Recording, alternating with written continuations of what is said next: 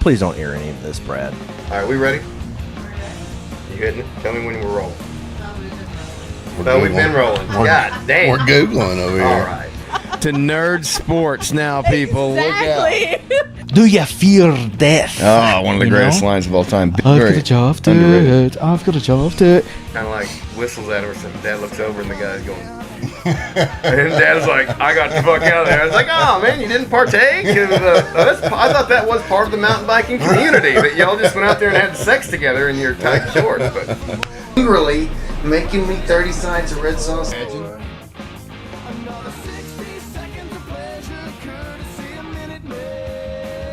He just takes it back up. So that's what I was doing wrong the first time. that's what you were doing wrong. Big Pharma's turning the frogs gay, and it's coming after your kids. And they're going to make them incredibly happy. Infowars.com. Listened to so much. Are you...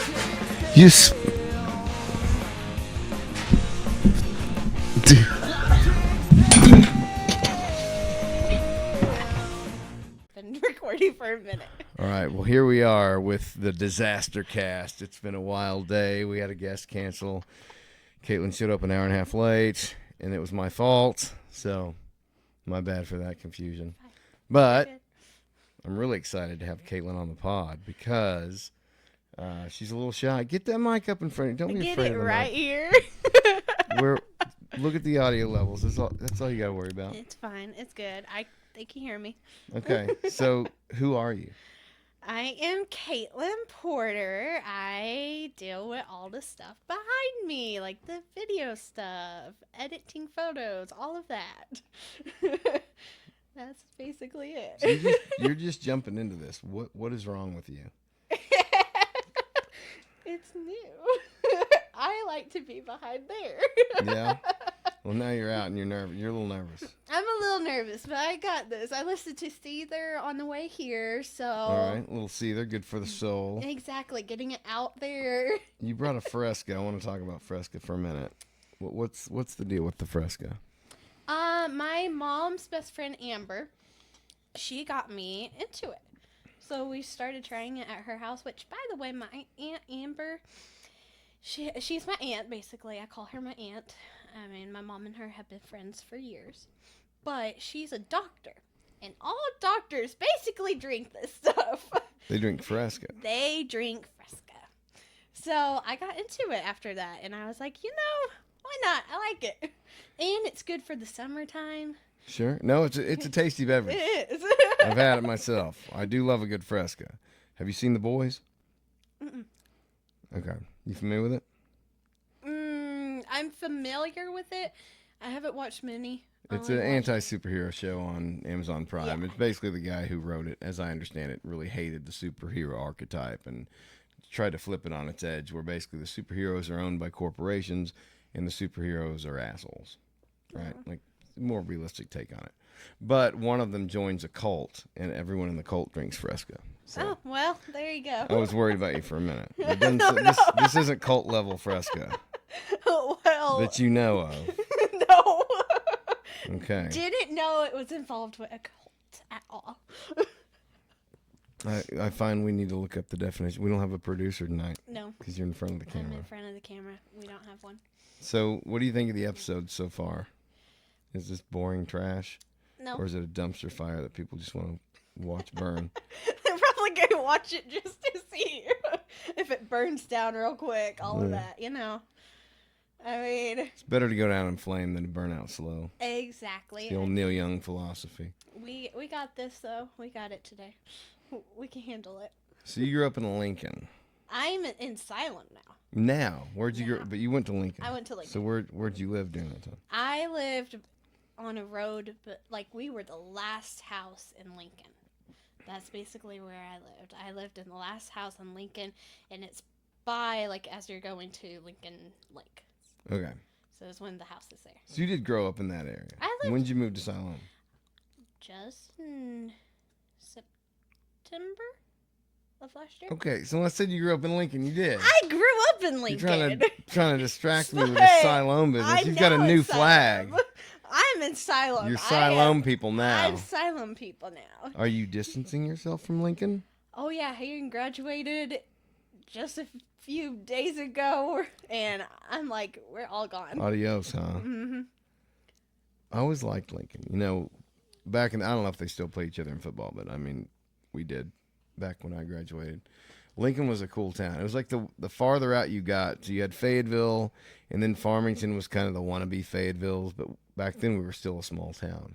And then Prairie Grove and Farmington were bitter rivals. And then Lincoln was kind of like, you know, out the farthest way. But it's like the farther you got toward Oklahoma, the wilder it got.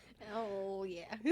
The less tame it was. I always felt like you go into Lincoln after midnight, you might see some shit. You will. You will. You know Yeah. how many bums and like crazy people come out around that time? Well, the farther out you get, the more rural you go, the more like antisocial kind of hermit type people like myself exist, and you get some wild shit happening. You get a lot, like houses burning down real quick. I mean, if you're not part of like different families that are known in Lincoln, then you're not part of Lincoln. Like, you don't exist. Well, welcome to humanity. Well, yeah. That's but... everywhere, anytime, any place. But it was just always. You're in the club or you're not. like That's the old George Carlin bit, right? Oh yeah. It's a great big club and we're not in it. Exactly. Like it was a pain. Like growing up there, I was very much like I did not talk to people. Like I was very alone. I had my friend group. I loved my friend group. But you're also very introverted. I am, and I got more of like being out there during my junior year of high school. And you graduated what year? 2021. 21. So definitely, and your dad is my age, right? He's 42, 43? 43, yeah. Yeah, so literally a generation apart. Like, I guess I graduated in 2000. That's wild to me. So, what did that feel like graduating? Did that feel like a burden off your shoulders, a freedom? Like, what does it feel like to graduate in 2021? I mean, well, that whole entire year was like, I did not go to school. I only went to school for a yearbook, and that was all. Because I owned yearbook at that time. I was the student in charge of all of yearbook. Are you getting that mic? Are you loud enough? I see my Okay. levels. I can Makes tell me my nervous. levels. I've been looking every once in a while. I gotta get close to the mic. I'm a close mic guy. Right here. Wherever you feel comfortable. I just want to make sure we're getting the levels to hear this story about We your can graduation. hear me. All right. But I grew, like, I only stayed in high school for yearbook. Like, that was the only time that I went to school was for yearbook. All my other So that gave you classes- something you were passionate about. Oh, yeah. I loved Interested in that yearbook. kind of stuff. Like, I started out with my favorite teacher, Miss Duncan, and she got me into yearbook. And after my freshman year, like, I had bumps and stuff. I started my freshman year in yearbook. Sophomore year, I got into it a little bit more, and I was like, oh, okay, this is fun. This is good. I started being friends with this girl named Chin Yang, and we started owning yearbook at that point. And we were like, okay, we're going to focus on yearbook. Junior year, I was like, okay, my yearbook. My yearbook, okay, that's fine. Let's keep going. Like, okay, I love it. My senior year, my teacher decided, like, she lost her husband. I mean, Miss Duncan's been in my life since my freshman year. I love her. I still text her every time, like every day almost. Like, she's my mentor. She was a big part of my life. And so my senior year, she left. And this was like whenever COVID happened in junior year, everything was shut down basically. Like, the kids that year had to do graduation all in the gym with only their family members. Like, it was a huge thing. So then my year, we were like, okay, we're still virtual online if you want. Other people can come to school, wear masks. And so that was fine, everything like that. My graduation we had outside, it was amazing. I mean, it was You It do was it on the the football first time. field, or Yeah. yeah, awesome. It was the first time that we ever did that. And now even Hayden's graduation was out there on the football field. Yeah, I saw some pictures. It looked. That's what I was guessing. Oh yeah, it was fun. I loved, and most of the people in my grade, all of our siblings, were in Hayden's grade. So a bunch of people I got to see again that night. So I mean, it was different, but I mean, So what? 3 years removed, so you're going back into an environment that you haven't been in a long time. exactly. Yeah. I mean, it was different. It's awkward. It's very awkward. I mean, I got to I've done see. it. I went to football games years after to watch somebody play, and then you see all these people that you didn't like to begin with. And Yeah, it's like, yeah. oh, how are you doing? How are you? Don't talk to me. I'm here. Leave me alone. I got I to get meet a friend that I loved. Like see, then- I grew up with her. She was like my best friend since kindergarten, and we just reconnect. So it was great that See, time. well then there you go. So there's pros and cons. And there's pros and cons. My son played football last year, my middle one, Walton. I reconnected with some people through him playing and other parents that I'm glad. you Yeah. know. And I enjoyed the season. It was fun going to watch a kid play sports and whatnot. But it is nice to reconnect. But there was also a lot of social anxiety about who am I going to see that I don't want to see. See, that's how I was like. I went there and I was like, oh, I know you. I'm gonna stay away from you. Yeah, but that's life, you know? It is. And that's why my kids are homeschooled right now. And that's one of the things I'm really pushing.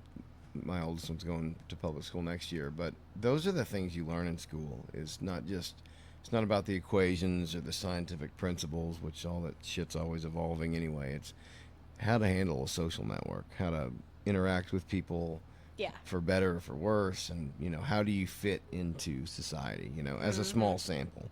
Every school's a small sample of a working society. And can you navigate that? And, smaller schools are better. I think there's a lot of really talented people from small schools. It's like the big fish in a small pond principle.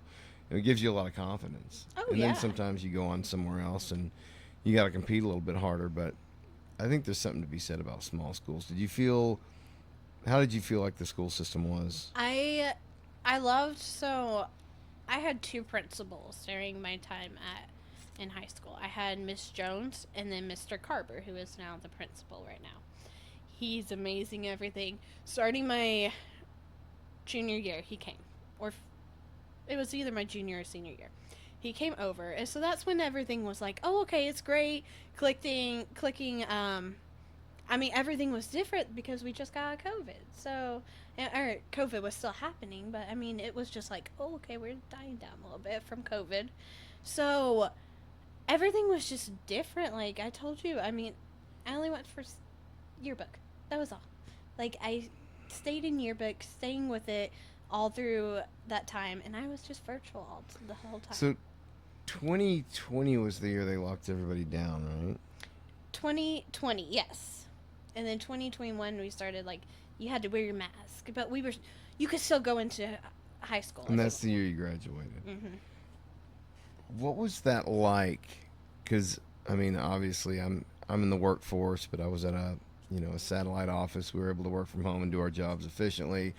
What is that like as somebody who grew up going to school every day, and now you're doing it from home? Were you able to focus and stay motivated and get it done? Oh, yeah. Well, having the yearbook was great for me because it gave me motivation of, I do want to finish my senior year. I do. Yeah. I want to keep it going. I want to finish it.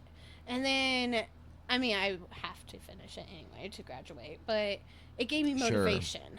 Sure. Doing everything virtual I had 3 classes that I know of. 3 classes. Business class, yearbook. I think it was English. Yes, English and math. Those were my 4 classes. I took the 3 online, and then yearbook was in person. So, I loved the virtual. It was easy for me to learn and everything. I just had to get in Zoom and be like, okay, let me get my homework done that way. Let me ask you this. As an employer, okay, you employ 10 people, and they're all working from home, right? Mm-hmm. So there's 2 trains of thought from management, right? People are not going to focus. Yeah. They're going to have their dog to play with, their kids, their TV, whatever. They're not going to do their job. Yeah. Whereas there's people like me who, when I'm working, of course, I've got an isolated space to work in, but I don't have people coming up all day long saying, "Hey, how was the weekend? What's going on?" There's none of that social, which drags you away from the focus of the work. So I actually am more productive when I'm from home. And I wonder, are you like that? I am very much like that. Like, yeah. I am very much one of those people, though, that, like, I will procrastinate a little bit on my work. Mm-hmm. But in the end, I do my best work whenever I'm at home, where I can have a focused area. Like, And you're in a safe space, if you will. Exactly. Yeah. At home, like, I'm not getting distracted. I'm not losing focus as much. I am focused on something. Yeah. Whenever I'm out, like, at work and stuff, I'm always getting distracted. I mean, it's just something there. Too much stimulus. Exactly. Yeah. And there's, like, people that you're like, oh, hi, making sure I talk to them. But some people really need that. Like, I've got friends who said COVID was the worst time of their life because they said they just couldn't stand being at home. They needed to interact with people. And I'm like, that was the best 2 years of my life. I got to know the people at 16 General very well and the Harps cashiers. Yeah. Those were the only two places I went for 2 years for beer and tobacco and nacho material. Right? So, yeah, it was great for me, but other people hated it. Oh, yeah. Other people will hate it, but other people will love it. And still, I see people working from home all the time. And Yeah, I'm it's a like, great option. We're able to It work from is. home half the time, and it's fantastic. I love the balance of that. That's perfectly fair. You go in, you get some FaceTime, you do your meetings and whatnot, and then you get a couple days from the house. It's fantastic. I love it. I'm so grateful for it. It's wild to think of as somebody who's been in corporate for almost 20 years now. Like, I remember when you couldn't wear jeans to work. Like, you were wearing slacks and dress shoes. I wasn't in the tie era, but you had to wear a button-up, Oh, yeah. And by the time I left my first company, I was, wearing jeans and hats to work. And now there's people wearing shorts. It's just why. It's like, come on, hold on. How far are we going here? Yeah. You know? See, that's how, Walmart, my cousin, Mark, who's, like, my godfather and everything, he started Walmart. He has been in Walmart his whole entire life, from high school all the way now. And he had to wear button-ups and everything, and I would go out shopping with him and get buttoned up or getting khakis and stuff like that. And then I got into Walmart. I've been there for 4 years now, so whatever time that was. And now I wear jeans to work. I wear band t-shirts to work. Like, it's so weird how it's different now. Yeah, and I mean, that's a big corporate entity, and to see, I worked for another one. Yeah, it's just wild to see how society has swung so far in the favor of, like, comfort culture, Yeah. which that's a good thing. It is. I've got a lot of conservative values. I've got a lot of progressive values, and it's like, that's why I get so confused about politics. It's like, man, if y'all combined both sides in some areas, we could get somewhere, but it's like everything's so tribal now. Yeah. When you graduated in 2021, was there a lot of political energy around, or are you guys too young to care about any of that? We were too young. Like, Yeah. we did not care. Nobody cared. Nobody cared. Yeah. I mean, That's how I was. I was that way too. Yeah. I wouldn't have known or cared what was going on. yeah. Like, I hear stuff. I just don't care. Like, I'm like, Yeah. whatever. It's our world. It goes one way, it goes the other. Whoever our president is, okay, well, we have to get over it and just just get move used to along. it. Yeah. Yeah. I don't want to just live and be fine with my life and be friends with my friends and have family and everything like that. I don't care what the other world's like. Yeah. No, I get it. And I was that way for a long time, and I respect that attitude. That's your right as an American. I just, when I had kids and I started noticing some things, is when I started going, man, and they always say, I remember my great-grandparents saying, I don't envy the world you're going into. Yeah. Things were a lot simpler in my time. This is to a kid in the 80s. And now you're looking at kids like, where are we going? Oh, yeah. I mean, if you're a chess player, the board is set for World War III right now. It's like, there's so many wild things going on. And I've talked to people who are a lot older than me, and I've asked the question, has it always been this insane, or is it just things are really getting heated up? And their answer is, well, no, this is the worst it's ever been. And then you kind of reflect on that and you feel really doomsday. But then it's like, you also didn't have social media back in the days. You know what I mean? Like, if you had social media in any era in our political history and instant information and shit coming out, Oh yeah. it would be I think just as wild. We haven't had the nuclear weaponry to destroy each other. That's relatively new. Yeah, but I mean, still. So are you at your age? Are you hopeful or pessimistic about our future as a species? I'm hoping we have a good future. I'm hoping everything changes, but Well, what do you want to change? What do you see as someone your age coming out into the workforce? like, I mean, I go based off of what my parents have always told me. Like, it's different. This is different. This is different. And then I also go based off of how I always go based off of how parents are raising their kids now and how it's like technology. Here, kid, you're crying. Here, give me a tablet. Here you go. Yes, yeah. Like, I can't handle that. I can't handle that all the time. Like, even Daisy, my best friend, she has her kid, and I'm like, I want her to see that technology's not, like, you don't have to have your kid use technology all the time. Don't be like my aunt who gave her child a tablet when she was crying. Whenever I was younger, I saw her just give her a tablet, and she always goes. Oh, I see a lot of people do that. But it's easy. It is. It's easy, and the more complicated our society and our lives get, the more easy it is to do the easy thing. Exactly.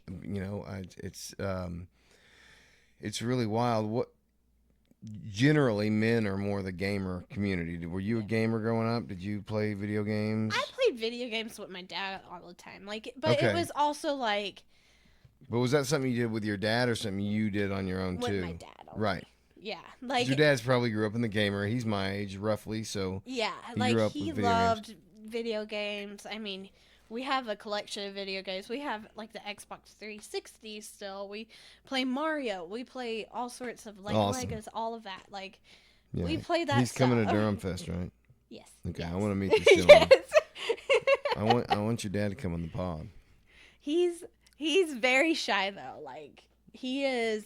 How could I have ever figured that out? My mom is very open. My dad is very shy unless you get like on his level and he's like, "Oh yeah, I can have a conversation with my buddies and stuff." But Does like, your mom want to come on the pod? I don't know. I haven't asked her that. Maybe they could both come on. We could do some marriage therapy. I have some hours in psychology that I gotta put to use. She is going into psychology for high school or for college right now. Really? She's doing all of psychology. My Yeah. dad's going into law. So are they having like a second life? Is that what they're doing?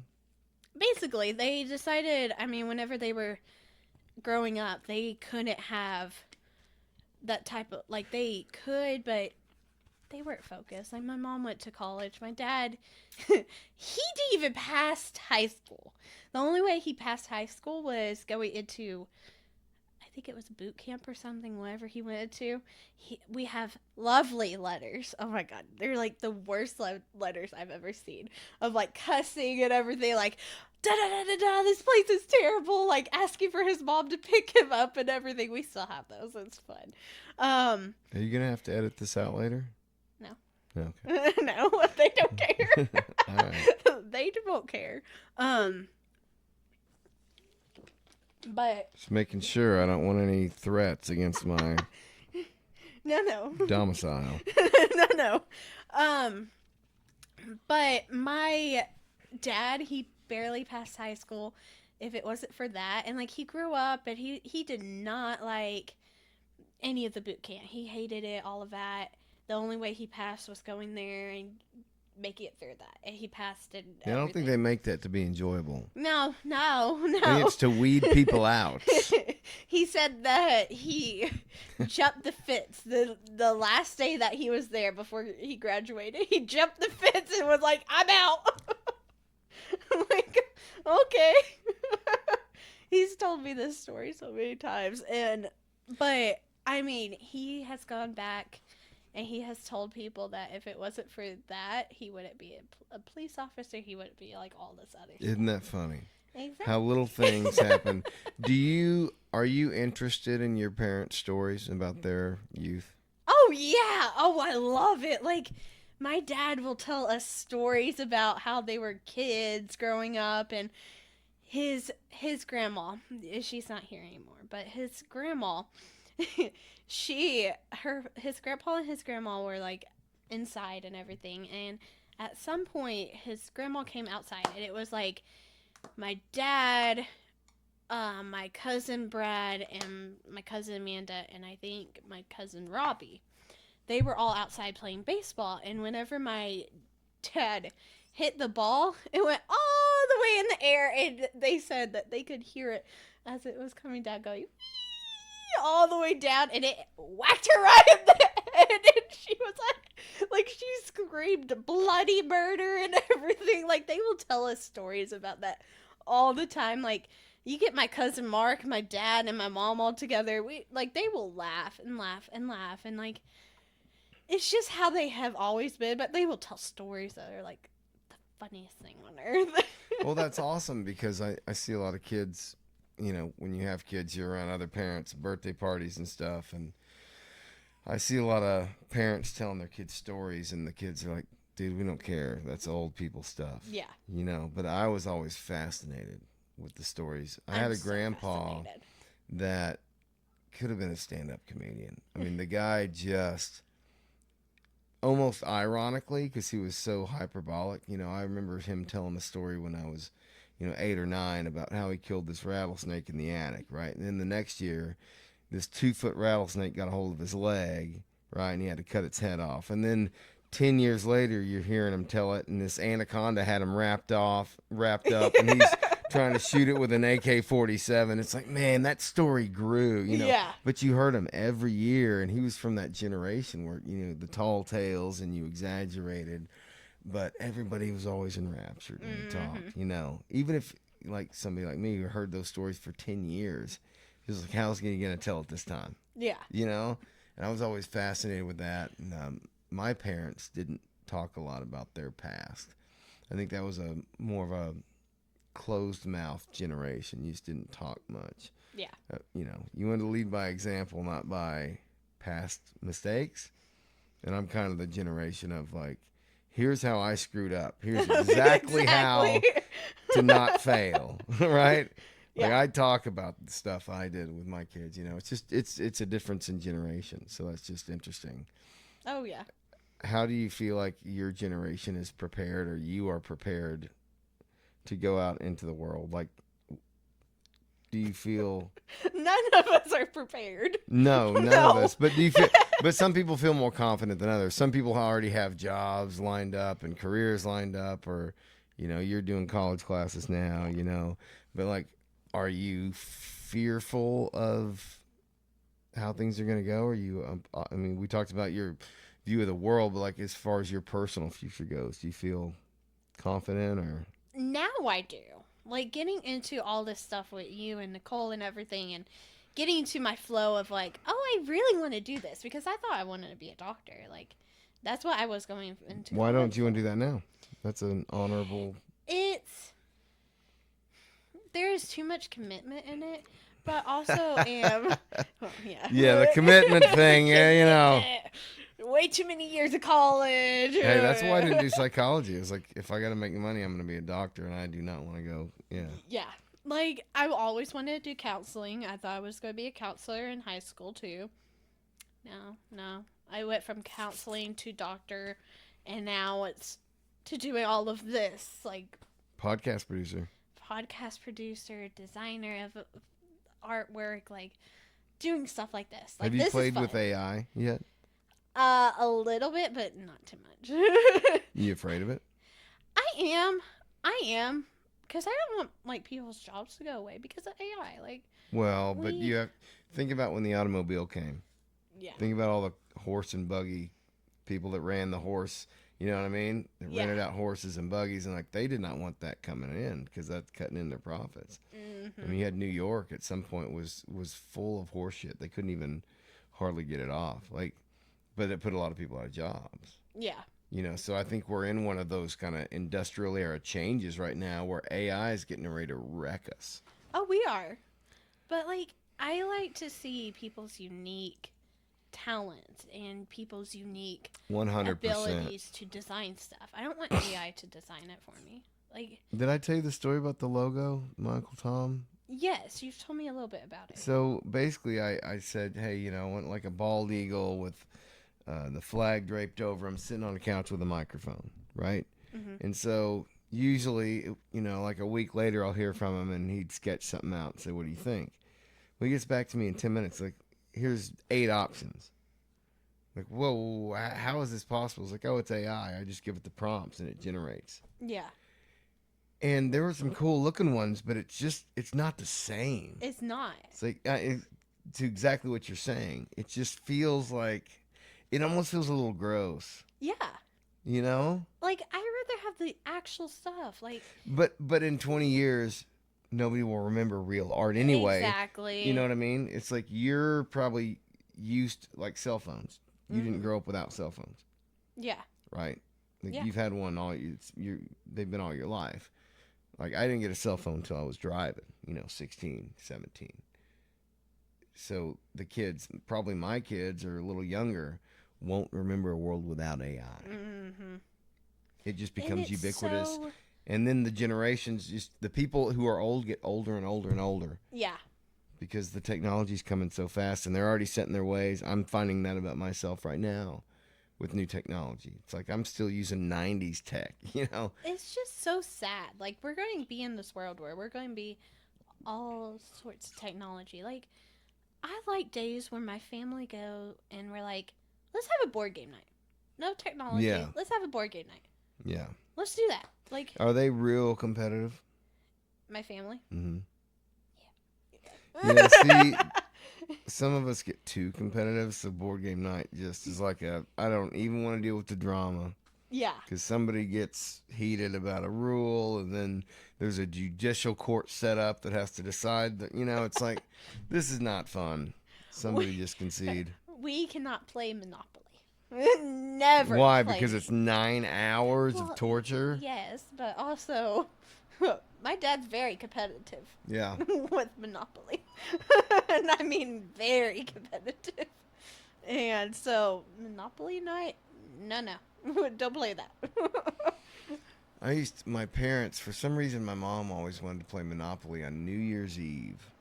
Oh, gosh. And she started, she's very traditional, she likes to start traditions and keep traditions, and I love that about her, and I'm kind of that way too, but it was Monopoly, and I found out very quickly that I hated Monopoly. Yep. So then I started dreading New Year's.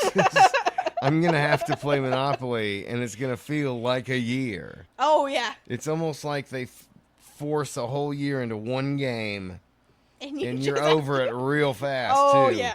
Because it's not an exciting game where you're rolling dice and jumping and taking people. It's more like actually being a real estate lawyer.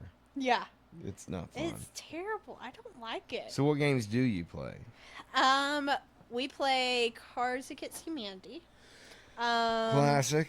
I love that one. We've played like new weird games that we found. That Cranium? Like, You familiar with the Cranium? no. It was probably my generation. It's like you draw a card to give you what type of exercise you do. So it's either like sculpting something out of clay, kind of like a Pictionary thing to get them to guess. There's a Pictionary thing. There's like a hum, and you have to guess it. And it combines a lot of different types of games like that. One of them's kind of like charades. It kind of mixes a bunch of Yeah. different games together. It's a lot of fun. Well, you lost me at exercise there. Wait, what? You lost me at exercise. What was it? You were like, I gotta do exercise in this game? No, thank you. No. Wow. we don't play that game What here. an attitude to have. Do you feel guilty for not exercising, or do you just reject it entirely? I like walking. I'll walk on the treadmill if I can. I'll walk. I like the other stuff. Don't ever get me to that stuff. Like, I played football, I did all that stuff, and, you know, you work hard and you're in that zone and you don't think about it. But when you're 20 years away from it, the last thing you want to do is feel uncomfortable in any way. Yeah, like, So I'll get up 2 hours early before I got to leave for work, and it's like, man, I could go on a run, I could lift. I'm just going to lay here exactly. for 2 hours. Fuck Joe Rogan and his ice baths and working out. Like, I'm like, I don't just wanna don't do that. care. Yeah. I'm like, I want to, like, I did cheerleading. I love cheerleading. I did basketball, hated it. Now, I found my other passion. I don't want to do any exercise. Why did you hate basketball? I don't know if it was just, like, I hated just having to be against somebody like that. Like, I don't like hurting. It was too confrontational? Yeah, like, I don't like hurting people. So you don't like conflict. I don't. That's Like- good information to know. Oh, no. Yes. That's the whole reason I had a pod, was just to gain intelligence on people's weaknesses. Exactly, I knew it. No, I don't like confrontation either. I really hate it. It gives me a lot of anxiety. But you're going to have it in life, you know. And so you can either be prepared or not. Some people snap into a different person and can handle it. It's a gift. Some people are just really good at it, and a lot of those people are very successful. Yeah.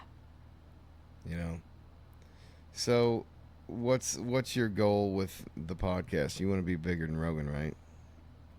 You want to make Joe Rogan number 2? Well, we can, but no, we don't want to be the best of the best. No, you really don't, You don't. honestly, because you got a target on your back. Exactly. I actually gave that advice very recently You to somebody. did. It's like, you don't want to be the best. Yeah, what was You I talking said about? it to one of us. Yeah, we I were did. talking, and you were like, "No."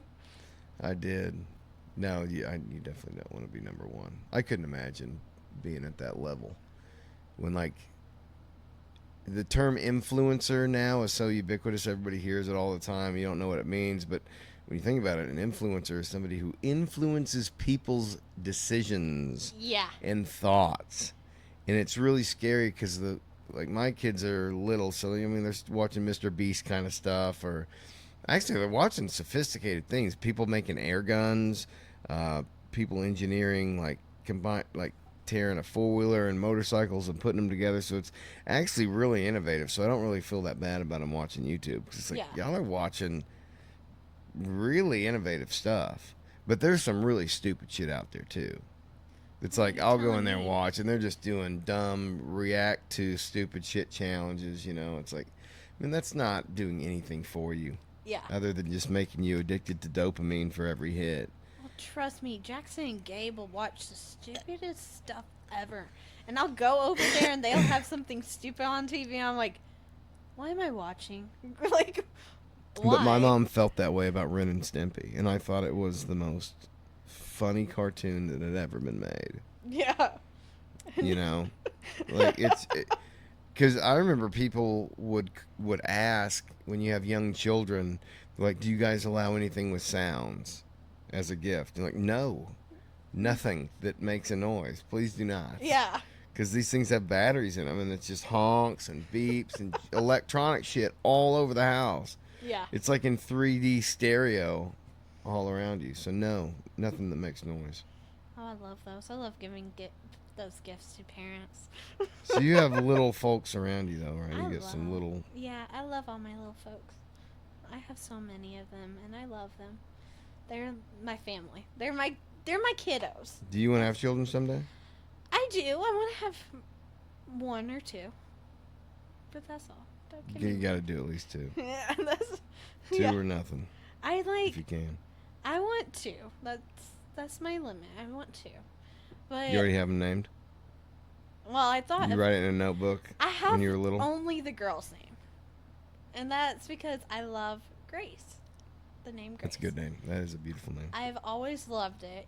One day, my mom and I went to her friend's wedding, and we had to pick a word in the dictionary or something, whatever it was. And I picked Grace. And nobody else picked it before us, and I was like, Grace. And I've always loved Grace. Like, it's been, like, something that has always connected to me. So I'm like, Grace. Everything, Grace.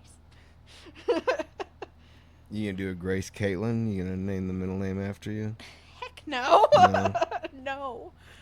No. No. I am not one of those people. You gonna share your middle name on the pod? It's Isabel.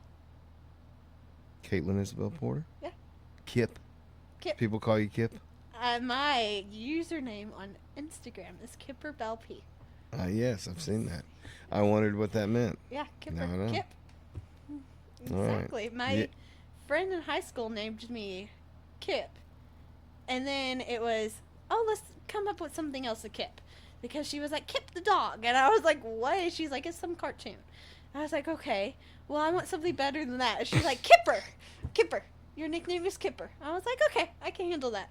So then I just used Bell from Isabel and then P. You don't have a boy name yet? No, I ain't boy names yet. I haven't had a favorite. I'm like, Like, I'm not worried about a boy's name yet. Like, I want a girl. But I'll figure out a boy's name later. Vesuvius is a good one. Keep that. Vesuvius. You got that one from me. Don't tell anybody. Okay, If you so decide on it, I you don't guys wanna- hear that. Yeah. I remember it's really funny when you think about having kids when you don't have kids and you imagine what would my child be like. And it's so much better than you even, well, for me, I'm sure there's a lot of shit kids out there. No. But then again, a lot of that's the parents' fault, so, but whatever. But my point is I've been truly blessed. It's like even my wildest imaginations. And they'd all crash and burn real quick because I haven't gotten to the teenage years. You know, I don't like compliments on my, like people say your boys are so, polite and they have good manners. It's like, yeah, let's see in a couple years. Exactly. Because that's when the hormones start kicking in. And My freshman year, I had I ruined Disney for my family the first time because I was so addicted to this boy. And then, a real life boy or a Disney boy? No, he was a real life boy. Okay, IRL. And then I got you. it was very different. Like, he was abusive. And he was verbally abusive, all of that. And so, that happened my freshman year, and I was a terrible kid to all my family, like, all of that. I was a terrible kid because I fell in love with him. And I let him change my whole entire life. Well, hold on. So do you think because you felt like you were being abused, you were abusing others? No, I fell under his abuse. Like, I fell under his abuse and let him control me. And control my whole entire thing, everything I did. Well, how are we defining abuse? If you want to talk about it, we don't have to. I'm just. No. Abuse, it was very verbally abusive. And controlling abusiveness and all of that. It was like he wouldn't do it in person, but he controlled everything I did everything I did with my family, all of that. Oh, can I, if I want to go out with my family, I had to call him. I had to make sure that he knew. I had to do a lot of stuff. I was terrible to my parents. And I was terrible to my aunt and uncle and everybody at that time. I was very terrible to them. And it was because I fell under his control. What was it wanting to know where you... I'm just playing devil's advocate because, the word abuse changes. The shit that I saw growing up and now, I'm just trying to understand. Was it wanting to know where you were or wanting you not to go there without permission kind of a thing? It was both. He wanted to know where I was 24/7. He wanted me to, if he called, he wanted me to answer him right away. He would get mad at me if I went off and didn't tell him about stuff. He would get mad at me. And then he would be like, I just want to break up and all of this. And I'm like, no, you don't. But let's stay together, all of that. I was so addicted to him. What was it about that was addicting? I don't even know. I look back at it, I'm like, I don't even know why I was in love with him. I fell in love with him for the nerdy side of him. I love nerdiness. I fell in I'm love aware. with that. You're still watching Star Wars. I get it. The love is deep. I jumped ship a long time ago. Avengers, X-Men. Oh, I just bought X-Men shirt today. But you also have memories. Well, no, you probably don't, because Star Wars has been around your whole life too. But like growing up with Luke Skywalker as my hero, watching what they did to him in Last Jedi really broke my soul. It really, that was the moment that like just broke my faith in entertainment. Did Last Jedi bother you at all? I can't even watch the last 3. I don't like the last 3. Okay. I can't handle them. So you're not a sequel apologist. No. Okay. Well, there's a lot of people that like the sequels, and I'm like, that's fine. I just feel like they fucked the franchise forever. And that's why The Mandalorian and all that stuff, it's like, it still leads to the sequels. Yeah. So I really don't care. Like, I love, like, I can handle, like, Ahsoka, I can kind of handle it. Like, but wasn't it boring? It was boring at times until, like, the very end. I think it got really good. Kind of, like, it got okay. Really good, kinda. Kinda. Let's it was delve like into what does really good kinda mean? Like, I was into it, but there's also like they could have fixed that. They could have done it way different. When Luke shows up at the end of Mandalorian season 2, was it? Yeah. Okay, yeah. My panties fell. Like they had me right there. But that's the only thing that I can really say really energized me since Disney's bought it. I liked Mandalorian #1, except for a few episodes. Like the spider episode still kills me.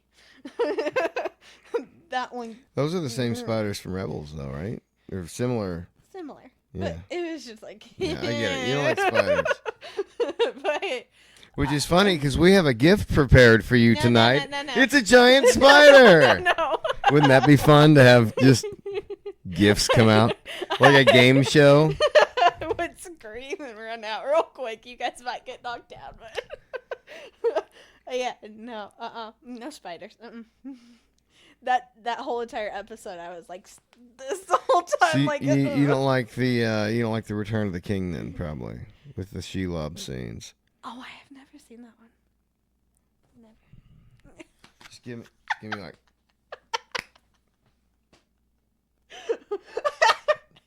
Seriously, just give me like 10 seconds to meditate here. All right. I broke you. What were we talking about? That it's not Lord of the Rings. So I heard you had a really fantastic teacher at Lincoln. Mr. Kimball Durham. Kimball Durham. Mm-hmm. What a handsome beast, right? I mean, this guy. I know, he's the best. I like Durham. He would let me go. I would go and like do his homework assignments real quick, all the whole entire time in high school, and then I would go do yearbook. He would let me out of class to go do yearbook. But his stuff was so easy to me, and I learned so much through him. Good answer. So what we're learning is that Kimball taught her a lot. Everything she knows. Everything. Now, and your brother had him too, right? Yes. Hayen might not be the exact same. I did. I learned a lot. He told me you were a good student. I was very quiet in his class. That's probably why he thought you were a good student. You gave him no trouble. Easy. I sat right beside his desk, like across from his desk all the time. I sat there. I had my best friend Faith with me, and we would just be there doing our homework assignment. Got done early every time. Kimball's been, he's older than me, so he's obviously been in my life for my whole life. Yeah. But he moved down to Florida when we were living down there, and him and my dad played in an Elvis tribute band. Oh. Yes. Oh. Yes, indeed. I've got video. Oh. And they used to bring me out to be in the show dressed in a little Elvis costume. Right? You get a lot of wine moms out there, love the baby. But I don't really remember a lot of it. But Kimball lived down there with us, and then I worked for Kimball for a couple of years after I graduated. We built his house, him and I. 2-man job other than I think we had electric, and what else did they do? Definitely had a guy do the fireplace. But anyway, the point is, I'm rambling now. He's been been a big influence in my life. She's a really cool dude. He's a songwriter. Yes. He's a recorder. He's helped me a lot recording some tunes and stuff. But we played at Durham Fest. I wanted to have like a 2-generation thing, so me and Dad and Kimball played "Oh Darlin'," the Beatles song. Really? Yeah, which was really cool. And this year, I think him and his 2 brothers, my dad and my Uncle Tom, are going to play a Beatles song Heck yeah. during one of the breaks. So it'll be cool. Good. I'm excited. Kimball's got that relationship with music that I do. It's like it's a love-hate thing. Yeah. It's sometimes you're just passionate about it, and then other times you just don't want to be a part of it. So you just got viciously attacked. We have a vicious attack on camera here. Oh, This is wild. sweet. It's going to be a lawsuit for sure. So This dog viciously. Yeah, let's get this dog out of here. You gonna go? Now look at him go. Gets offered a treat. He's like, I gotta go. I gotta go now. Typical man. Just offer him a treat, and there they go. But no, I'm excited for Durham Fest. I'm excited. My first time going. Well, there's only been one, and it was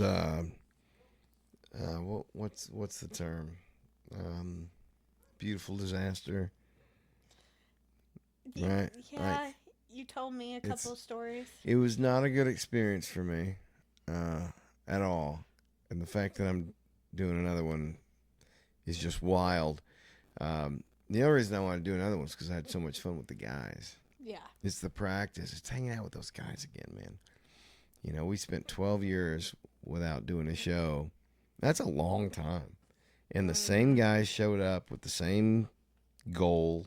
Let's do a show for our kids. Nathan's kids are still young, so they wouldn't have appreciated it probably a couple years before they were able to get it. But, my kids are listening to the records. Yeah. They did the set list. They did the whole set list. Well, I might Really? pick the songs you want to hear, and we'll do them. Theo picked Ghost Town, which I hate playing live.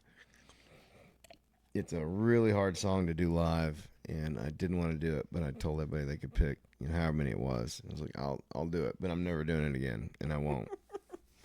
But it's been much better this time around. Good. Like, I think we knocked that rust, and we did call it the Knocking the Rust Off show. I made some references to it that night. And so I think the rust is off this time. And we had longer to prepare. Scott Stokes is going to play a lot more with us this time. You heard him play harmonica? I have not. Oh, boy. It's gonna be It's a a wild one. real treat. I tell you, though, harmonica goes a long way with a lot of people. So you can't have the harmonica up there all night long. Yeah. You got to do it tastefully. Couple in the first set. We like to do 3 sets. So you do 3 30-minute sets, and you have them in a couple songs. But that guy is such a master. He can just get the harmonica on a song he's never heard before and just ride it the whole way. Just filling in the blanks. He's so much fun to play with because he's just such a master, and he can just weave in and out. So have you had a practice with him yet? Yeah, he came out. What is today? Tuesday. Last Monday, I guess. We did. That was the first time he'd come out with us. We usually have him in toward the last bit once we're all ready to go. Yeah. And man, it sounded good. Good. It sounded good. We were gonna run out of time, but we're probably gonna add him to another couple of songs. But what was funny is I asked him. I think it was that night. How many shows did you do with us before the hiatus? And he said it was only 1, which is really weird because I feel like he'd always been part of it. I still don't believe it's 1. I thought it was at least 2. But either way, we did hundreds of shows. So he just very tail end came and started jamming, and then we stopped playing. But then one of the first people we called when we were doing Durham Fest was Scott. Like that was just memory. It's just fun to have somebody get up there and do something that's like harmonica. Like nobody does harmonica anymore. Exactly. But there's some kick-ass harmonica songs out there. And it's just fun when he's on stage. It makes us step it up a little bit. You know, it's like you got a guest in the house. You know, let's really Let's get it. Yeah, it's fun. It's good times. We're ready. We better be because we only have one practice left. So One practice. do or die. Oh God. One practice. Do you want to give That's up and scary. get up and give a speech before the show? No. You probably had a problem with public speaking. Did you have to do much of that in high school? Not really. I mean, for presentations, yes. And I hated that. But, I mean, telling you, like, my junior year, I got better at it. And I handled it way better my junior year and my senior year. In my senior year, I have this video on TikTok. And it's of my teacher and I. And we presented one of our special ed students, AJ. We presented him his very own yearbook. And we gave him his whole entire front page, or like big, huge senior ad, everything like that, because we all loved AJ. And AJ, there's a YouTube video on Lincoln's page where Carver gave AJ a whole entire snow cone truck, and it was Mario themed. And so it was all over the news and everything. But AJ has been a huge part of our high school, like for our whole entire grade. So that was a very, like, if I'm passionate in it, I will do it in a heartbeat, and I won't have any fear in it. Like, that time, I didn't have any fear of being in front of everybody. I was fine with it. Now, if it's, like, a presentation, I'm like, I'm not passionate in this. Oh, yeah. But if I am, I'll do it great.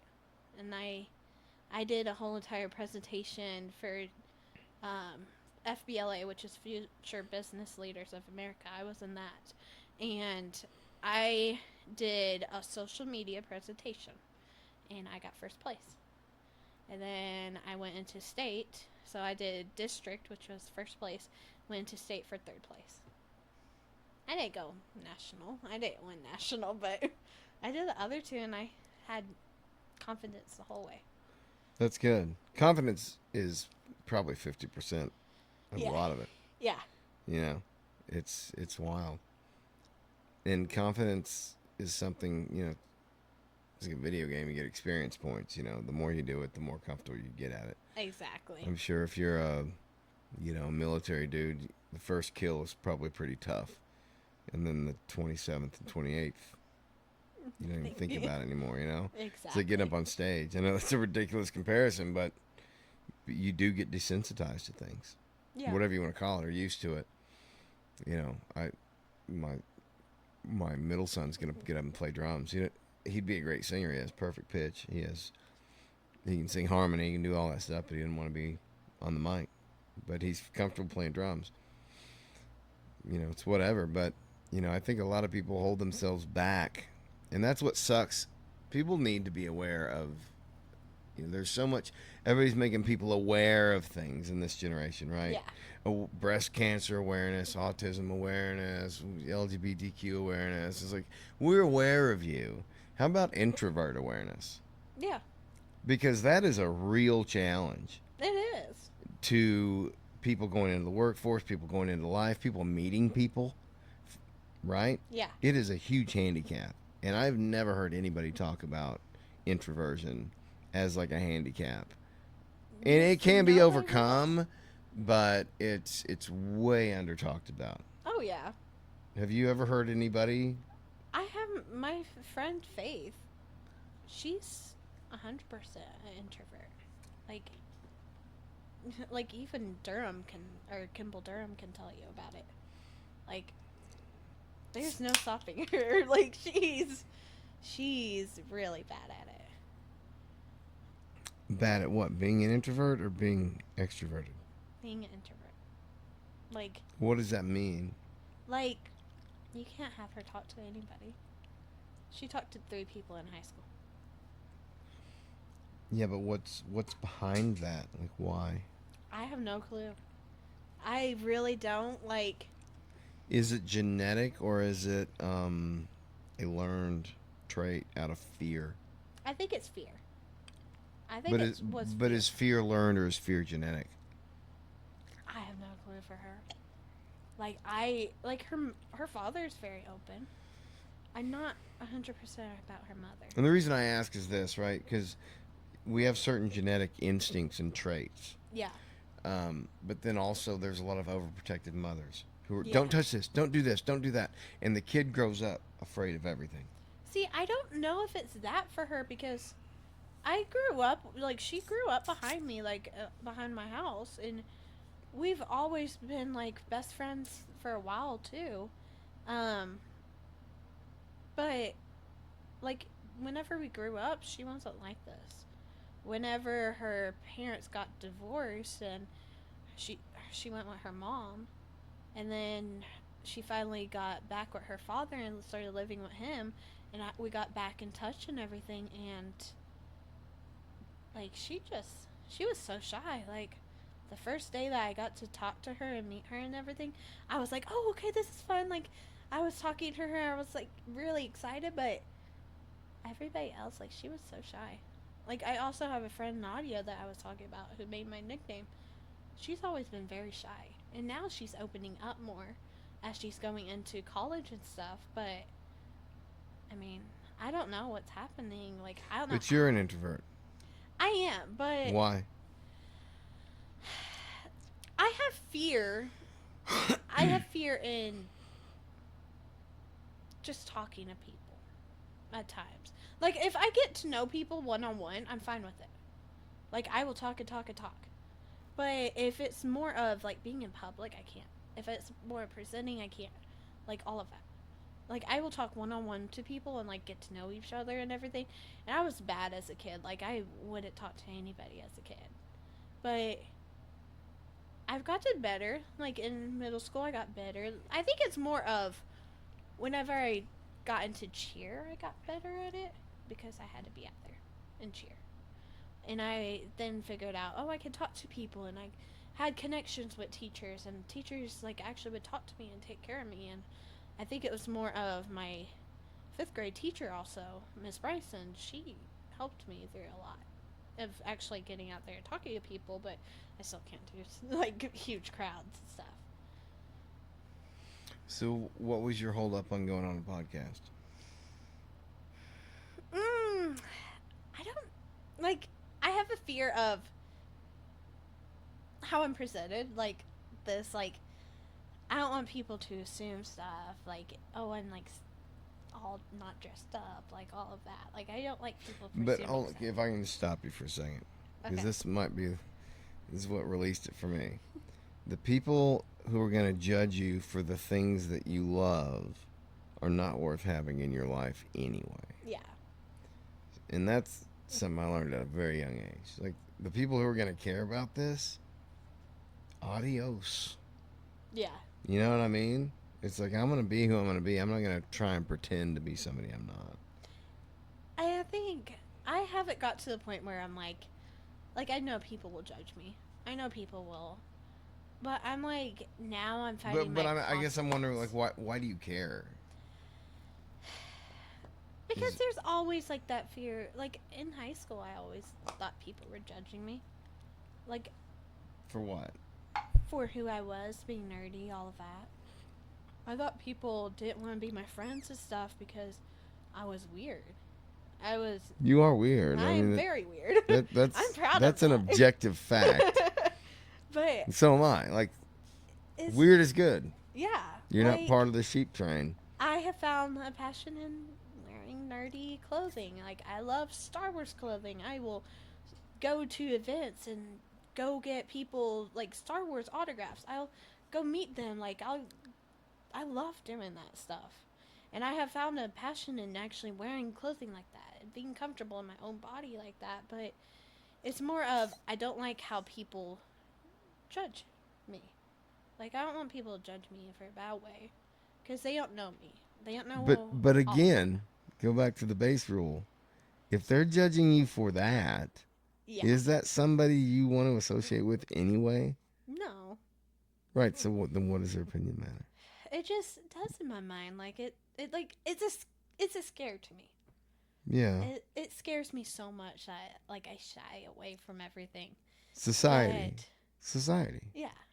But I'm Right. just like But what are the consequences of not caring?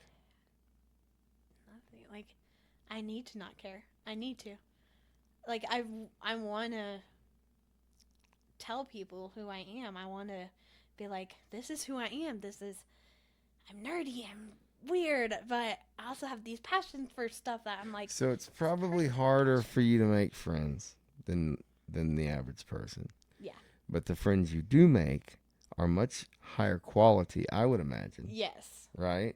Than the friends the average person makes. Yeah. Would you agree with that? Oh yeah. Like I have amazing friends. Like Yeah, if you consider wealth to be not money, a lot of people are motivated by money. I'm not. I never have been.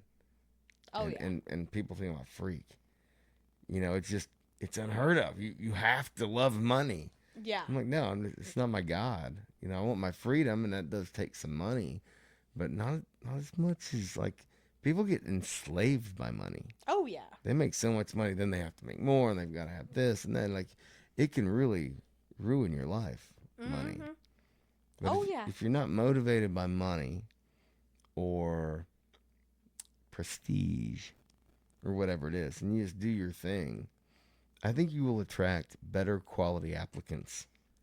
Like I let myself like after high school, I met my best friend my junior year. Her name is Tara, and I love Tara. She's my best friend for life. And that was the first time that I was like, I actually click with this person. Like, How old were you? 17? 17? Wow, Yeah. that long before you felt like you had a real... A real best friend. No shit. Yeah. Like, she is my ride or die. Like, I mean, I got a matching tattoo with her. Like, I don't do stuff that I'm like everything on my body is meaningful to me. Like, all my tattoos and stuff. And that was one of them that I'm like, I'm not going to leave her. She's not going to leave me. We're going to be best friends. All right, let's switch gears for a second. Please explain the tattoo thing to me. What do you mean? Why the hell would you want to ink your body? I do it because I want...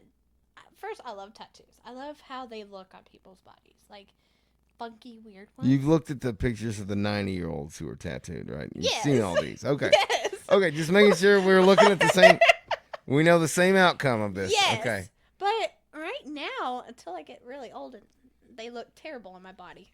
Right now. And by that point, nobody's looking at your body. Exactly. Yeah, So no, I get it. I'm like, I want something that's meaningful to me. Like, this arm has my dog on it who passed away, and it's of a hand out and her shaking. And that's because she means the most to me. I have rings with her name on it. I have a necklace with her name on it. She's on my bracelet. She means the most to me. So she's right here. We're close to my heart. Are you afraid you'd forget about her if you didn't have the tattoos? No. I want to represent her, and, like, I loved her. She's my dog forever. I have photos of everything of her. But I want other people to see that. She means so much to me. Like, that's why she's right here. My granny is on this arm. She means so much to me. She raised me as a kid. She raised my mom as a kid. So do you feel like you're incorporating their memories into your body in a way? Kind of, yeah. Okay. I can Like, get along with that. everything that I I get do, except for my legs. My legs are going to be a different story. That's, like, stuff that I'm like, this means the most to me. Star Wars. Like, this leg is going to be of Darth Vader. So you're just decorating the house now? These two legs. I mean, Nobody's going to see down here. why? Everybody It's will so- see right oh, here. And it's not even a generational gap. I mean, tattoos were big in the 60s, 70s, Yeah. you know. I've just never understood. I have a tattoo. I've got the Pantera logo on my ankle, but I put it in a spot nobody would ever see just in case. And I don't know. See, all of this is stuff that I want people to see. All of this, I don't care. I'm going Then with why get it where you can't see it? because I love it. No, that's the most American thing. Amen. Because I love, and I also love art. Yeah, no, I get love that. You the got a art. beautiful piece of artwork on your body. You can see. Yeah, that's cool. Yeah, so I want I it get to it. be where I can see it down here. But up here, I want other people, like, stuff that's meaningful to me. Now, I'm not judging. I'm just trying to understand it 'cause I just don't get it. Like, And if you are, like, very much, you're like, you will get addicted to tattoos. Like, I got addicted real quick to tattoos. But I also loved just being there and seeing how beautiful this artwork came out on my body. And it was, like, a little bit of pain going away. It's like therapy to me. I remember as a young man in my teens, maybe early 20s, dreams of being a rock star instead of a failed rock star and wannabe podcaster. I used to think if I had enough money, I was going to get a bull skull tattooed on my back with the horns going up the back of the arms. And then when you hit, like 35, you realize that doesn't look good on a fatty back with no muscle mass. So I'm not going to do that anymore. So I No. scratched that dream off the list. But if I had the body for it, that would You be would cool. too. Have you ever seen Red Dragon? Hannibal Lecter movies? You seen any of those? Yes. There's a scene where Ray finds he's got the red dragon tattooed on his back and he Yeah. flexes out. It's like, oh man, that's sexy. See, my brother loves Cannibal Lecter. He loves him. Wait, hold on. You said Cannibal Lecter. Were you Wow. trying to say he loves cannibalism No, just the and guy. then tried to Just recover? movies. He loves Okay. all of them. He hasn't eaten people though. No. But But, he okay, so we has- probably need to make a phone call real quick if that's happening on United States territory. I'll do my due diligence, YouTube. Don't ban me yet. But he loves all those movies. He has a figure that my uncle just gave him as a kid. And it's of him in the blue suit and everything. And he loves that figure. My dog tore it up once. And I had to go buy it again on Amazon for him. I've done That's it. how addicted he is I've to done it. this. So what's your top 5 favorite movies? Ooh, Go. you are going to hate these. Oh, I'm sure. You're going to hate these by heart. 10 Things I Hate About You. Scream. Ugh. I love Ghostface. Star Wars Episode 3, where Darth Vader, like, the whole ending of 3, where Darth Vader comes on the screen. I'm aware of it. Mm. Were you even born when that came out? I was a little girl, and I got to watch that movie in the movie theaters when I was a kid. And whenever that scene happened and Darth Vader showed up on the screen, my grandpa Tim got me a Darth Vader doll, which I still have. It's Very a stuffed nice. animal. I still have it. It still works with the original batteries in it. You're getting a little sassy on that Fresca. You haven't even touched the Fresca. So that tells me a little Fresca goes a long way. A little alcohol goes a long way for me, but not that. I don't know. Um, You went from being shy to just telling all. we got into the serious part. Of We're it. getting into nerd sports now, people. Exactly. Look out. We got a nerd rolling. Oh shit. No, when I was a kid, I went to go see that movie in theaters, and my cousin Mark and my dad took me to it. And whenever We're talking about Revenge of the Sith, episode Yes. 3, yes. So whenever Darth Vader showed up on the screen, I had my stuffed animal in my hand or something. And this is my parents telling me about it. And as soon as he got on the screen, I yelled, "My baby!" in the theater. And of course, all these mothers are like, everybody's looking at me. And all these mothers are like, "Aw."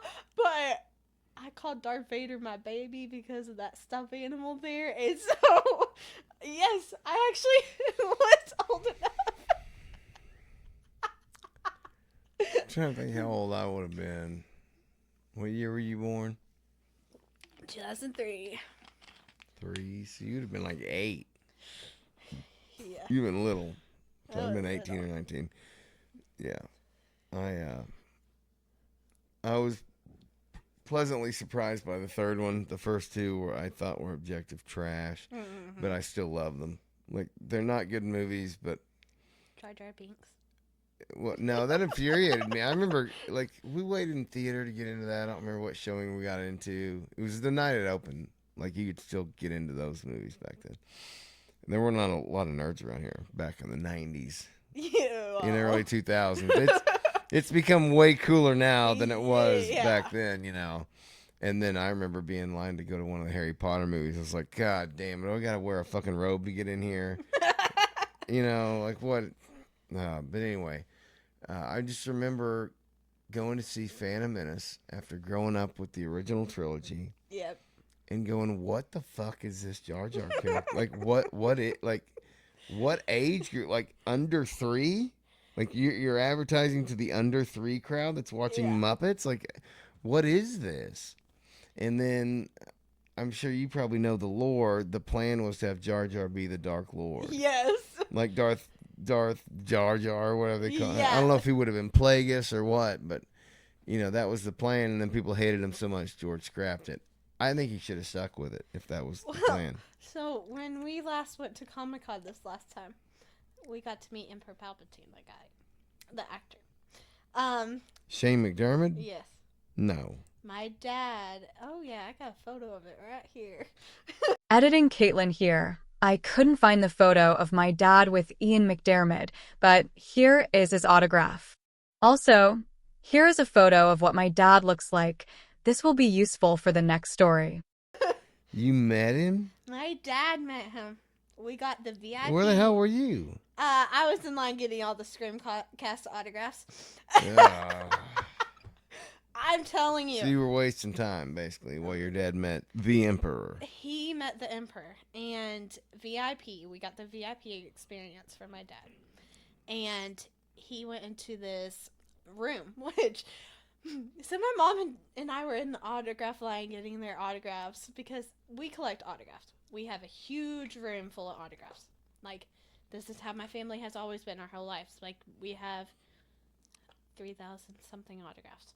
All right. Stanley. The autograph family, I get it. Betty, Y, all of Sure. them. So, we were in line waiting for these autographs, and my dad, he had to go to the panel with him. And we were like, okay, well, Dad, so you go into this big whole entire hallway for all these rooms full of all these panels and stuff. And we were like, because my mom and I have only been to one panel. And so we were like, go to this room. And you're supposed to go all the way down to this room and then open those big doors and go in there and there's your place. Well, he followed our instructions. It was supposed to be downstairs. We didn't know there was a downstairs one. He opened the door, and there was a bunch of these people in, like, furry costumes. Back away. Go right back the way you came. That's the only solution to this. My dad said he opened the door, and there was a bunch of furries there, and then he was like, wrong room, and went the other way. But my dad... Rewind. But my mom and my uncle, or my cousin Mark, will go... Yeah, they probably thought you were a big teddy bear trying to come into that room. They were like, ooh, furry man. I'm just going to recenter for a second. Gotta take a drink after this. This is wild stuff. Yeah, so that's what happened at the So basically her dad almost was abducted by the furry convention people. He's safe. He's with family. Yes. He's not furry. Not furry. Maybe he has some body hair, but none of the overcoat stuff. That's wild. I had something to ask you that was really serious, and now that has completely wrecked. No, so I think my entire life, honestly, that story. I think you've ruined my life with it. I can't even focus on it. All I'm thinking about is your dad opening this basement drawer and just seeing a furry orgy happening and just going, no! As they grab him down into the... Put a dog's head on him and just go to town on the poor man. Yeah, that's exactly basically what you disturbed me greatly tonight. This might be the last podcast I ever do, and you were the one of all people that broke me. Oh, I did not see that coming, Kaitlin. Nah, I bet you didn't. That's a clip. But no, so my dad was like, "Oh, I'm going to ask Emperor Palpatine this question about Jar Jar Binks and Dark Jar Binks." He never got to because of that moment. Well, hold on. Two things. I remember what I was going to ask you now. Two things. Okay. One, the actor. Do you think Ian McDiarmid is aware of any Star Wars lore outside of his own role in it? Honestly. I bet he has been asked so many questions, but He has to know. But like, so mean- what I mean is like, Tom Cruise doesn't watch Tom Cruise movies, right? No. Like the actors in Star Trek TNG were famous for not ever watching the show, yeah. right? So they're paid actors. And nerds tend to think, oh, that's Lieutenant Commander Data, that's Yeah. Captain Picard, that's Captain Kirk, or you know, you're more Star Wars, so that's Princess Leia, or that's Han Solo. These people don't care about these properties like the fans do. No, yeah, but I bet he has seen it because, I mean, Yeah, maybe he has, but you know what my point is? Like, a lot of Yeah. these actors don't care No. about the franchise they're in, and I feel like it's sold to fans. And yes, they go and do it for the money, and they talk about the scenes they're in, but they're not really fans themselves. Yeah. Now, some of them are. Like Oh, yeah. Jonathan Frakes, you familiar with Frakes? Lieutenant or Yes. Commander Riker on TNG. Yes. He's directed TNG episodes, DS9 episodes, Voyager, Discovery. Like, he's really plugged into that shit. Yeah. Some of these guys are. But like Brent Spiner, who played Data, he's like, I never watched the show. She Ashley Eckstein. Whenever I got to meet her, she was like Yes, that. please tell me all about that. Ashley Eckstein. Oh, you got a little crush on her. It's not little. Well, do you want to come with us to Arkansas Comic Con? She'll be there. It would just be torture to be around her and not be able to have her. You'll get to hug her. I got to hug her. That would just be a tease. No, I was really upset when they cast Rosario Dawson as Ahsoka. Ahsoka. No, it was We're doing great tonight. Everybody tell Ahsoka. Hashtag Ahsoka.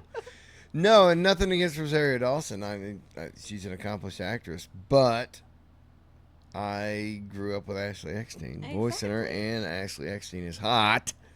And I thought, hey, if you want young men to engage in Star Wars again, cast the young hot chick, not the 50-year-old has-been. But hey, what do I know? Anyway. I was mad at first, and then I was like, okay, she's doing okay with it. I'm still a little bit mad. I had a buddy tell me, so I've got a lot of Star Wars buddies. I hate using the term right and left, because it's they all report to the same overlords, right? Like, I've had buddies on both sides of kind of like the political spectrum that are Star Wars people, right? Yeah. And, in my opinion, and I'll just say it, I feel like Star Wars kind of got woke. And, there's people that still are following it and love it. And they'll say, well, it's bad. It's not good, but not for the same reasons you say it is, Yeah.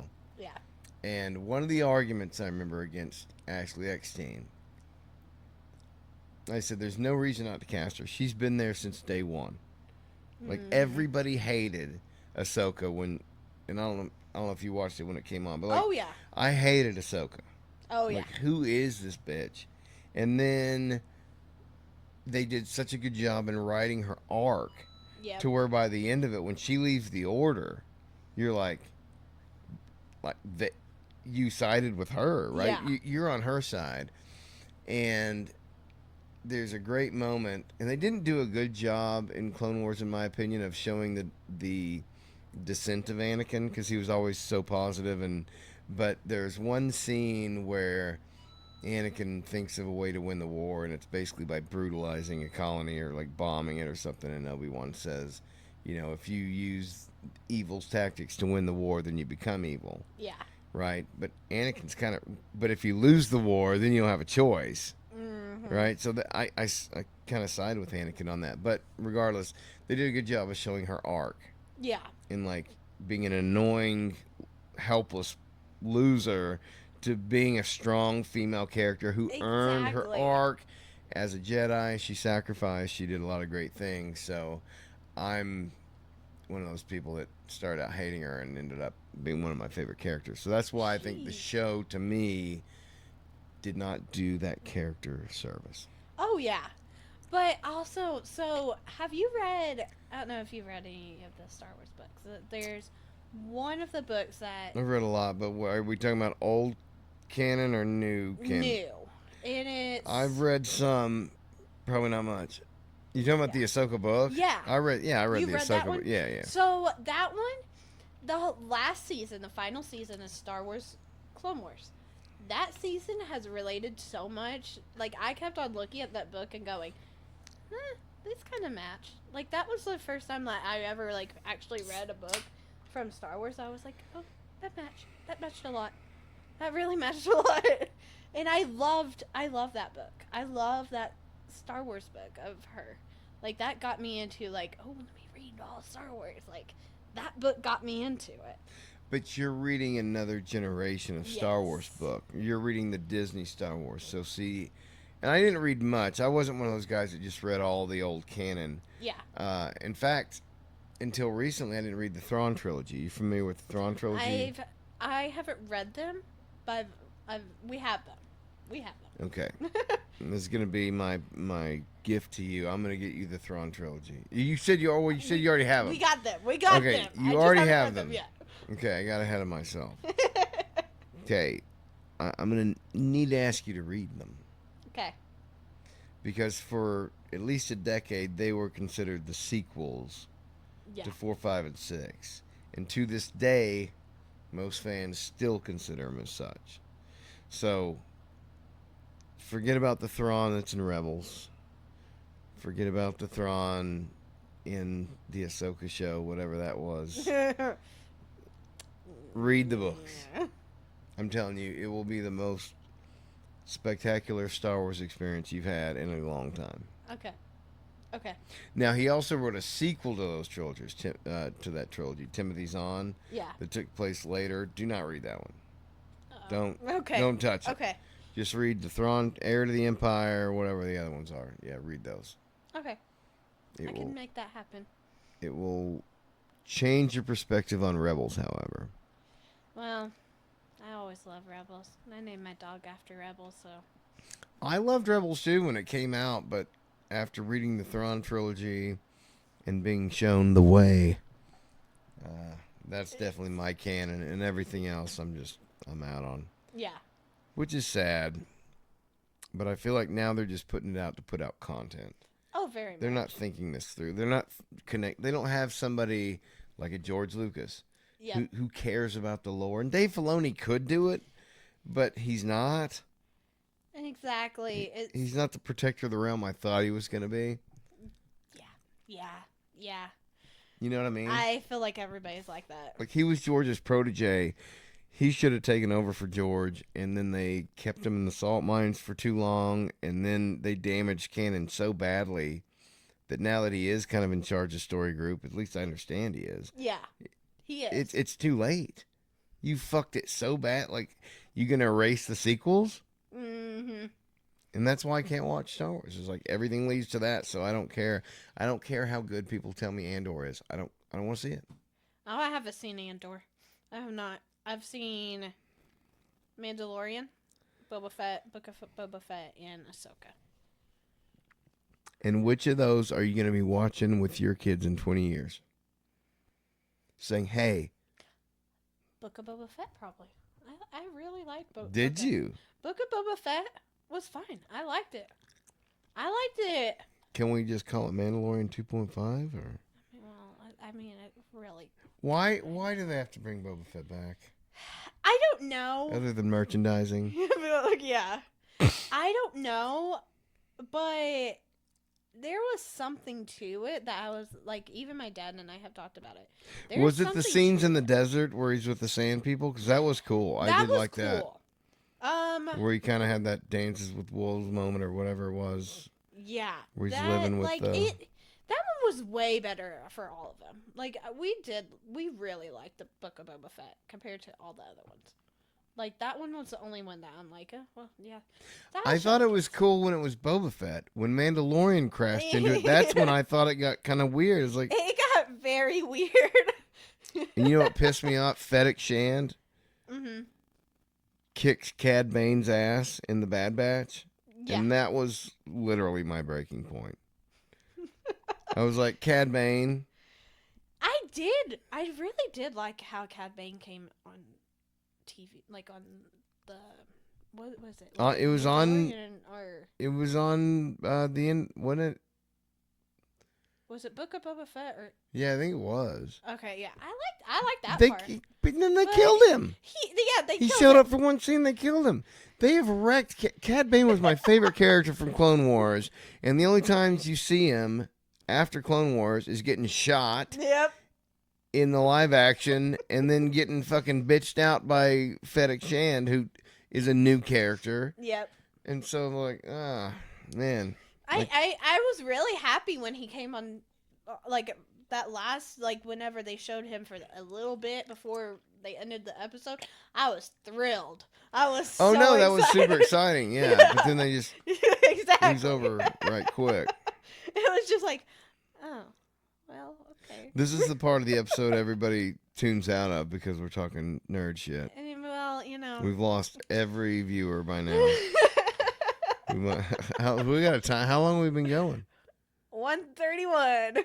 No hour and shit. 31 minutes. I didn't even think you could do it, and you I did it. did the longest pod. I did What's the it. record right now? 124 before now? And we don't even have Was to it edit 44 this. Or was it 40? Wait, hold on. I think it was 42. I behaved myself tonight. You have. I was trying to do as little of editing work for you as possible. It was. Since you were an hour and a half late. We got it. I mean, that wasn't all on me, but No, that was actually my fault. that What's was- funny is Austin was coming over last night, and then we moved it. Yeah. And then I reached out to him like 30 minutes before. And I'm like, hey, just making sure it's the fourth driveway after the bridge. And he was like, oh, I'm in Kansas.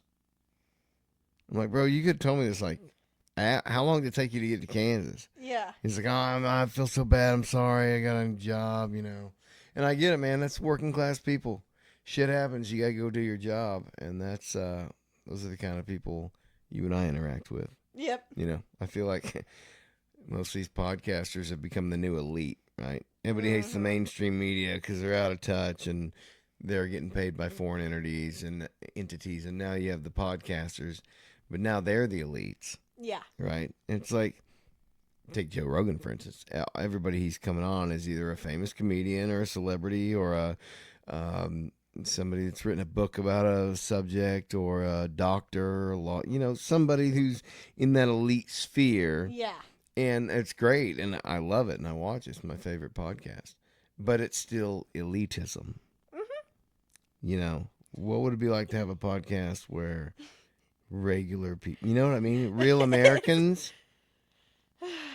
Like, I think the business model is sound. Oh yeah. I think it is, because the guy that's supposed to come out tonight, Austin, we're going to reschedule it because I definitely want him on.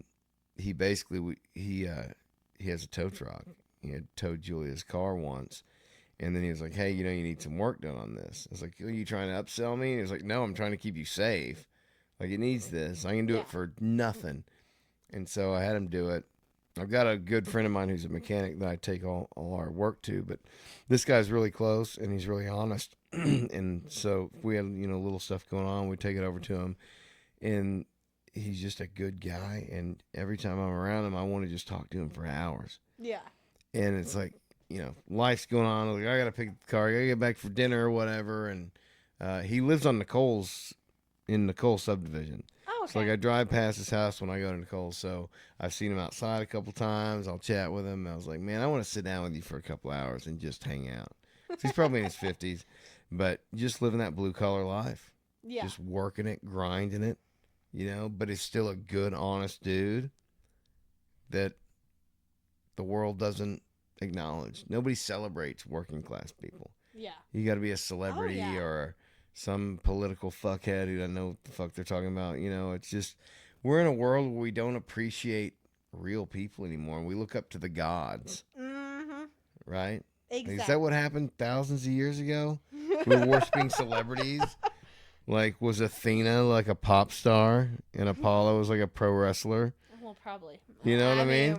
We might not know, but I'm just saying. We're still doing it. Oh, We're yeah. still worshiping these celebrities when the real interesting people, like, I watched The Rock on an interview. I'm like, oh, what mindless drivel are you going to say? It's completely meaningless and takes he no has side on anything. changed so much.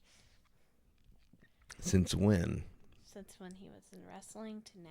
Like, So he did has- you watch wrestling? Oh yeah, we used to. So my family. I knew it. Well, that's how. Fucking we should have got- called this.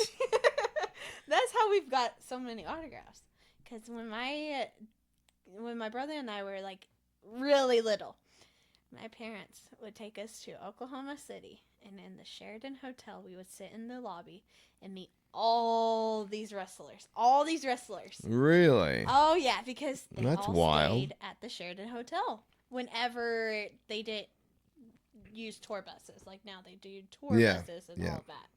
But before, they stayed at the Sheraton Hotel because it was the closest place by the convention center, and you could take the tunnels and stuff and not get seen by people. So we would sit down there in the lobby for like hours, like until midnight to 2 o'clock in the morning to 3 o'clock in the morning, and we would go get people's autographs. Like I have so many photos with people in that. Like No shit. I've That's met John wild. Cena. I've met John No Cena so kidding. many times.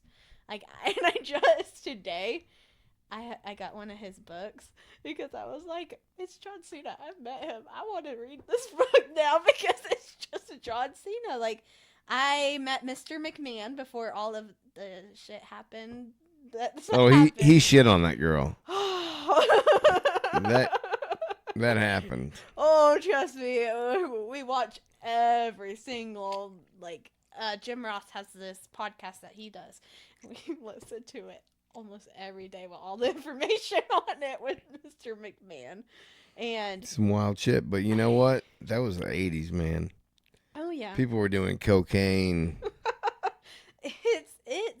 It's wild. Like, oh, and my family, my dad and my cousin Mark, they got on TV through wrestling. We went to one of the live events, and when CM Punk won, the first time CM Punk ever won the World Heavyweight Championship or something like that, my dad and my cousin Mark were on TV. We had the clip and everything. because Really? they That's were on cool. That's TV. cool. Um, So, do you split your time between wrestling and monster trucks, or is it it's okay? just- Leonard Skinner concerts. I'm sorry. But no, it's just we grew up watching wrestling.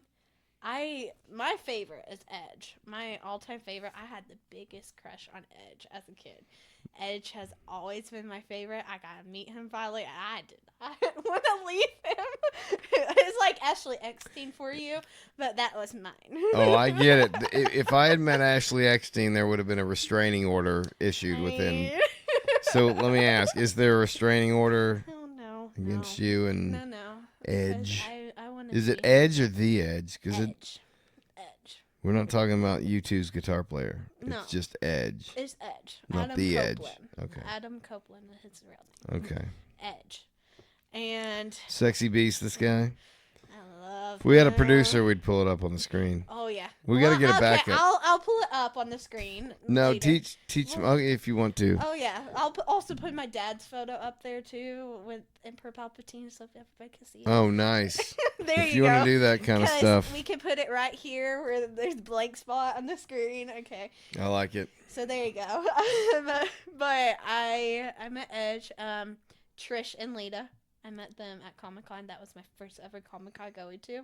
And my dad and I fell in love with Comic-Con after that because it was so fun. Where is Comic Con? Is it in Texas? Comic-Con is anywhere. Like Arkansas Comic-Con is about Oh, to so it's happen. not unique to it. It's No. not a single Okay. It's like we went to Kansas City Comic Con. Okay. So that's where we've met half of our people. Like Ashley Eckstein's coming to the Arkansas Comic Con along with James Arthur Taylor. Yeah, no, I paid a dude $100,000 to chloroform her and bring her here. So, Well, you know. I'll be seeing her that night. No. Jokes, people. Jokes. God damn it. I'll You get can't joke about anything. Autograph. I'll get you an autograph. That way you can be a little bit close to her. Well, I mean, it's not like I already have like 8 different autographs of her, but. I was going to ask you, so are you a Trekkie? What do you mean? Star Trek. I think I have asked you this before, and you disappointed me, so I was asking you. I like the first generation one. That's What's Kirk? Yeah. The old school. Old. TOS. Mm-hmm. Okay, now we can be friends. That's the only one. Like my brother and I will sleep in my dad's and mom's room whenever we were kids, on the floor. Yeah. Watch Star Trek. That's a cute story, man. That's really cool. That's how we also watched Halloween on the floor too, and I always, of course, got beside the closet door. So your parents knew you were in there or no? Oh yeah. Okay. Oh, our parents, like, we would have sleepovers on the floor, So, and my parents would be up in their bed. well, I would, when my parents were watching movies, their couch wasn't up against a wall. And so I would just crawl in and sneak around and poke my head out, put a blanket over me, and just watch whatever they were watching. And that's how I saw Pulp Fiction when I was 8. Oh no! And it disturbed me. I think it is a lot of the reasons I'm fucked up. But you know, it was my fault. But no, like every time that we would watch Halloween, and it was always the first Halloween. It always scared me because I would be right beside that closet door, and I would have to keep the light on in the closet door so that I could sleep. And Have you gone back and watched the Halloween movies? Oh yeah, they're so cheesy. Like they are very cheesy. Like Scream is very cheesy, but oh yeah, but it's also kind of mocking the horror genre, so it's clever. Like I like the Scream movies. Like I'm not a fan, but like when a new one comes out, like let's see what they're doing this time. You know. Oh yeah. I'll check it out. Like I haven't seen the newest one. What is it? Scream 5? Yeah, Scream 5 and the Scream 6 they're making. But 5's the newest one. Yes. How was it? I haven't seen it. Just meh. Yeah. The last 2 are meh. Yeah. Yeah, it's a good concept. Like, this one's better than the other one. It follows more of, Randy, whatever his name is. It follows his kids more, which is fun because, they killed him off. And he was actually, I liked him. He was funny. I got to meet him, and he's funny in real life, too. So when you meet these celebs, are you thinking, like, in the back of your mind, if I had a net and some chloroform, I could get them into a truck? I thought that's why people are afraid of nerds, I did with Edge. I did with Owen. So he barely got out of there, basically is what you're saying. Maybe. But, He was lucky. I would take him home. Is there a basement at your house where you live now? No. Where would you have kept him? In my guest bedroom at my house. There we go.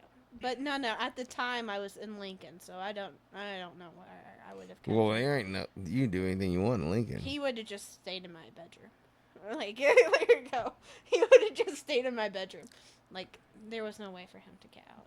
All right. Well, now I'm highly disturbed, and I'm suddenly craving Fresca and joining a cult. So we'll wrap this sucker up. Thank you so much for coming on. Of course. You got me out of my comfort zone. You did great. You got me out of my comfort zone. You felt like a real extrovert there for I was. a while. Yeah, until you got me out of it. And I was like, oh, yeah, I can.